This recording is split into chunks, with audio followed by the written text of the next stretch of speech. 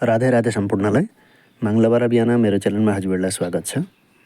17 February 2026 मङ्गलबार फागुन 5 गते नेपाली पात्रोअनुसार 5 गते 11 महिना 2082 साल चलिरहेको छ।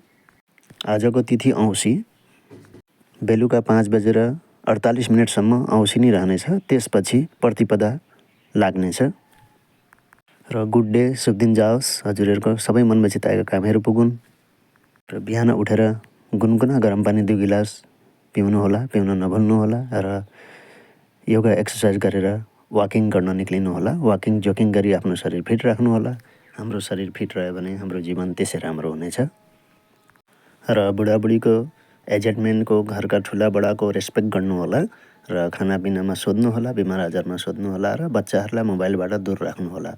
हजुरहरूलाई मैले मार्गरिटा म्युजियम, कोइल इन्डिया म्युजियमको पनि फोटो हालेको थिएँ। म्युजियममा बच्चाहरूलाई लिएर जानुहोला, घुमाउनुहोला, आफू पनि भिजिट गर्नुहोला, हेर्नुहोला। बहुत कुछ हेर्ने चिजहरू छ त्यहाँ, यादगार राख्ने चिजहरू छ। आसामको हिस्टोरीहरू छ। यो आसाम मार्गरिटा कसको नामबाट राखिएको हो, किन मार्गरिटा नाम राखियो, सबै कुराहरूको जानकारी त्यहाँ छ, दिएको छ। त्यो हेर्नुहोला, बच्चाहरूलाई देखाउनुहोला। बाहिरतिर घुरायो डुलायो आफूले पनि समय स्पेन्ड गर्यो भने बच्चाहरू मोबाइलबाट हल्का दूर रहनेछन् र उनीहरूको जिन्दगी राम्रो हुनेछ। यस्तै कामको भिडियो हेर्नलाई मेरो भिडियो सेयर गर्नुहोला। धन्यवाद।